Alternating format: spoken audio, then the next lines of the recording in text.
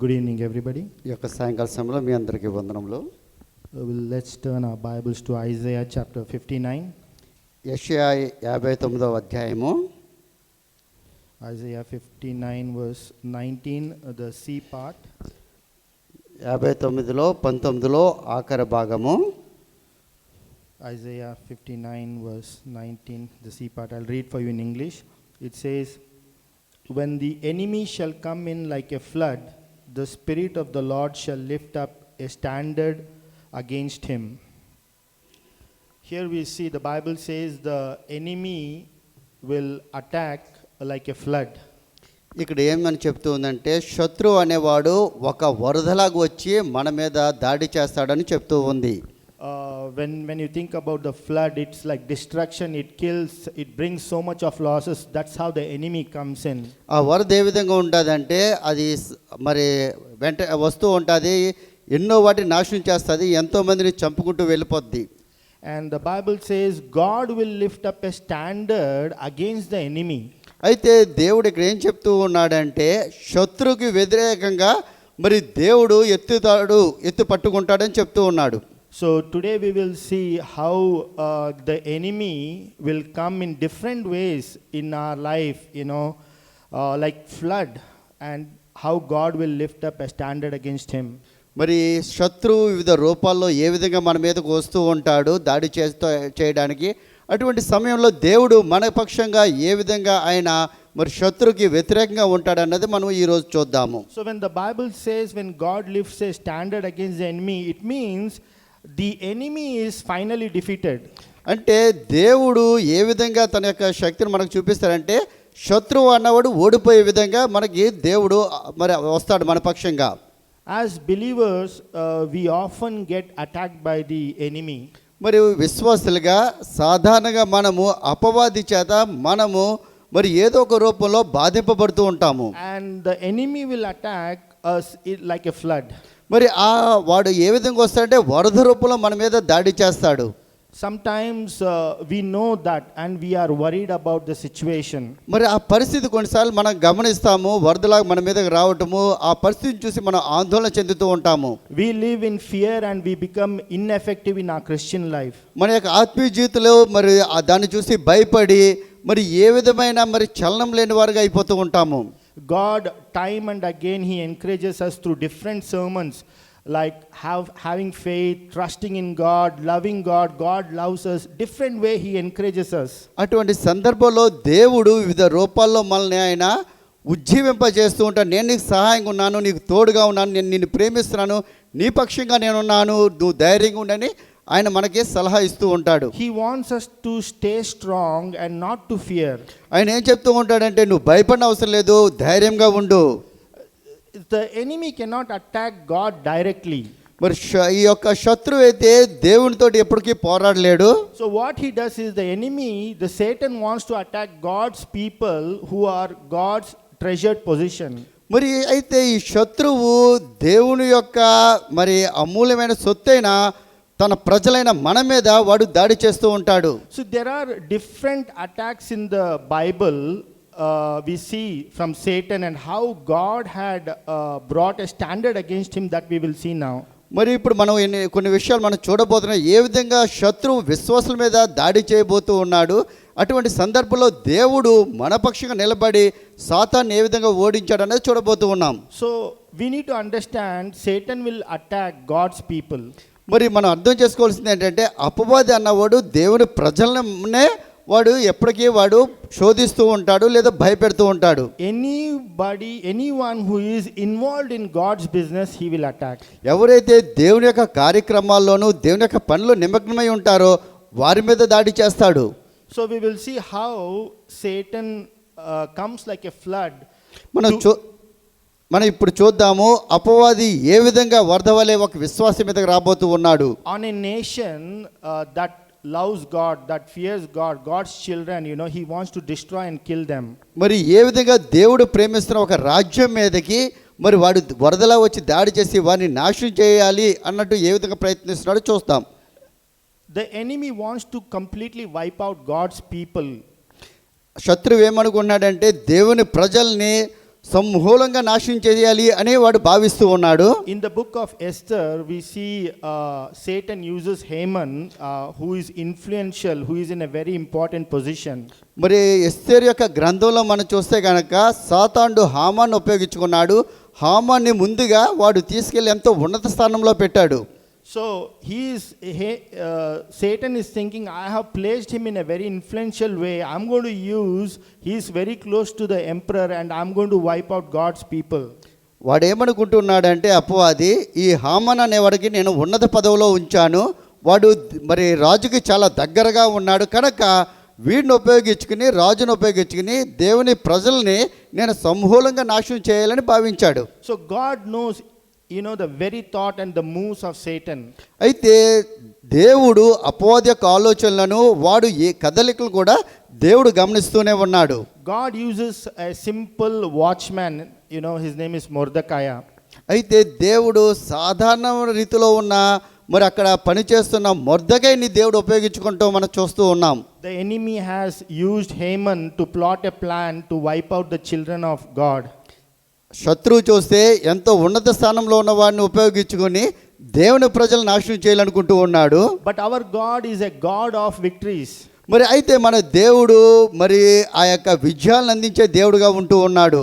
God has new varieties of defeating this enemy. మరి శత్రువుని వివిధ రూపాలైన ఓడించే ఆలోచనలు కలిగిన దేవుడుగా ఉంటూ ఉన్నారు. So the enemy came like a hunter, and then we see in the book of Esther that he got hunted. మరి శత్రువు మరి దాడి చేయడానికి వచ్చాడు. అయితే ఒక సందర్భం వచ్చింది, వాడు దాడి చేయబడ్డాడు. Haman wants to kill Mordecai, but the plot, God changes. God is the engineer of the planning. In the story, he changes the plot, and Haman gets killed. They'll hang Haman. మొర్దెకైని మరి చంపాలని హామాను ప్రయత్నిస్తున్న సందర్భంలో దేవుడు శత్రువు యొక్క ప్రణాళికని తారుమారు చేసి మరి మొర్దెకై చేత మరి ఆ మొర్దెకైని పైకి లేవపడటము, హామాను చంపబడటం చూస్తాం. Even as we are children of God, there will be attack on God's people. మరి మనం దేవుని ప్రజలుగా ఉంటూ ఉండగా అపవాది మన మీద మరి దాడి చేస్తూ ఉంటాడు. So we need to remember that even all these examples matters for us to be courageous and to be bold. ఈ యొక్క ఉదాహరణలన్నీ దేవుడు మనకెందుకు రాసి పెట్టాడంటే మనం ధైర్యం కలిగి మరి మనం దేవుని ఉంచిన స్థానంలో మనం ఉండు నిమిత్తము.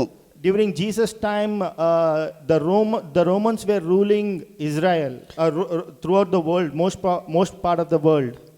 యేసుక్రీస్తు యొక్క మరి బ్రతుకున్న రోజుల్లో చూస్తే కనుక రోమీయులు ప్రపంచం యావత్రి కూడా పరిపాలిస్తున్న రోజులవి.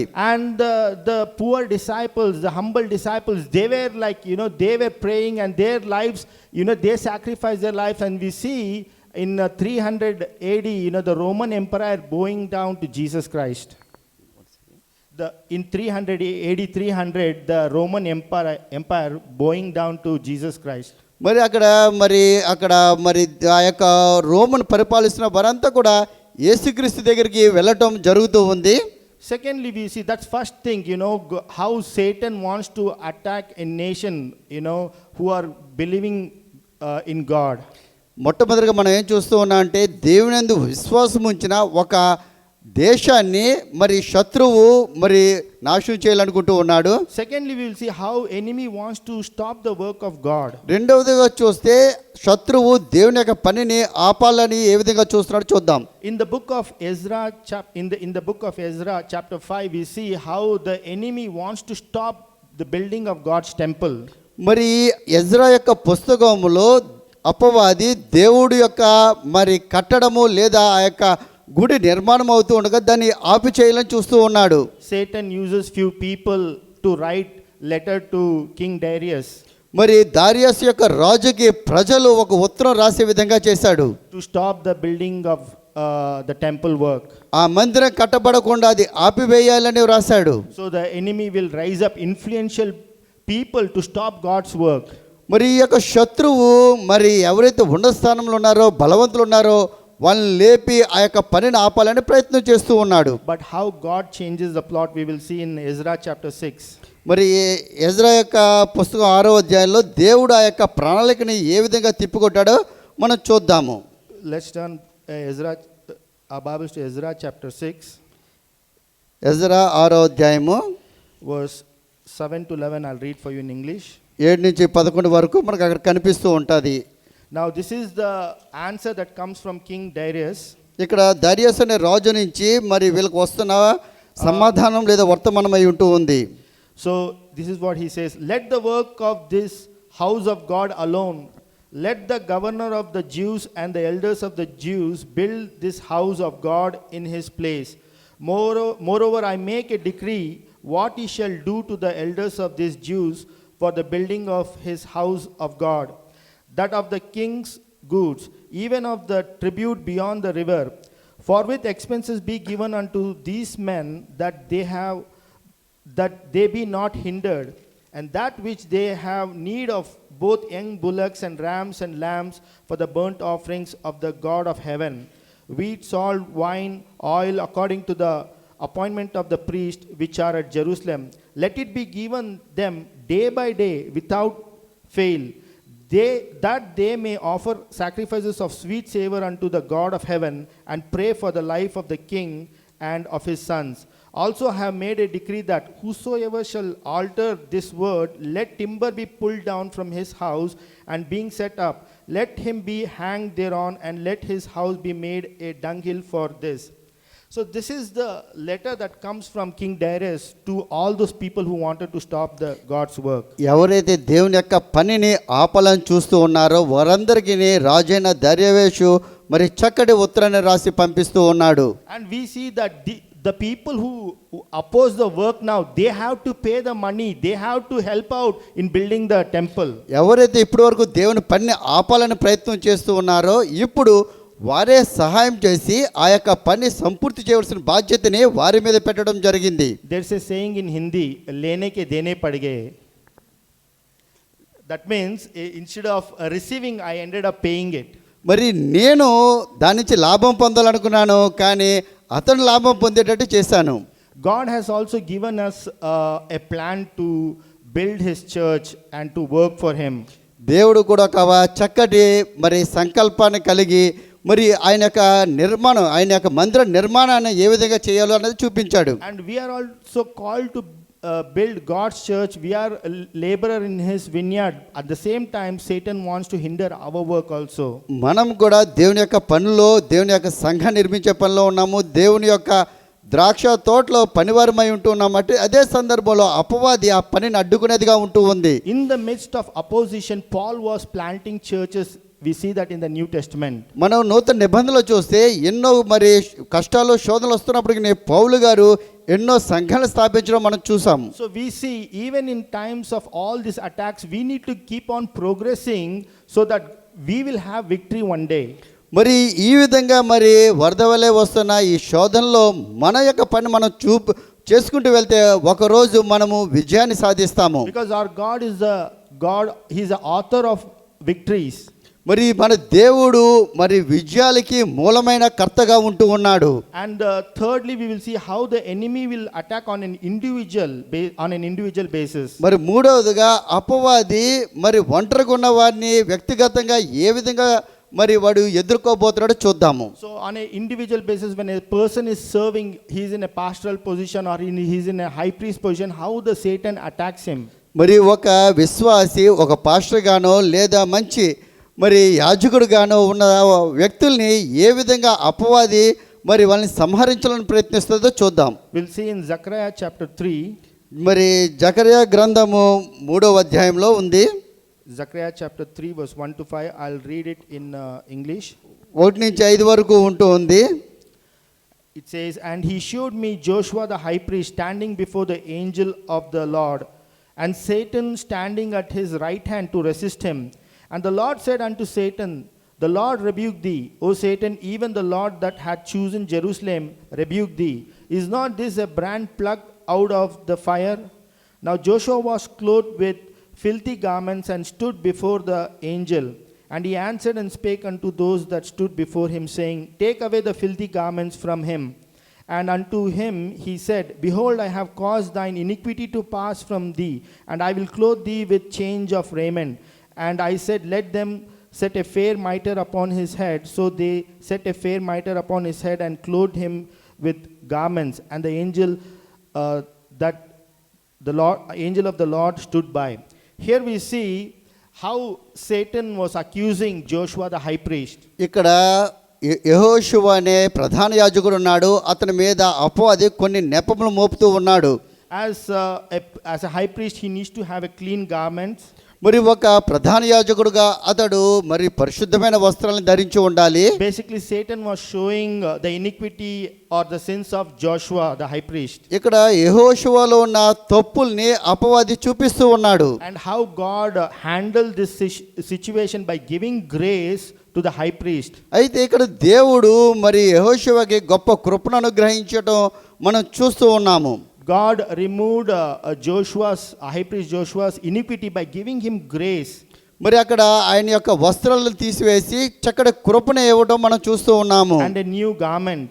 మరి నూతన వస్త్రాలు కూడా ఇవ్వడం మనం చూస్తూ ఉన్నాము. So the enemy wants us also, as we are serving God, he also attacks on an individual basis. అదే విధంగా మనం దేవుని యొక్క పనిలో నిమగ్నమై ఉండగా he brings guilt, accusation to stop our work that God has given for us.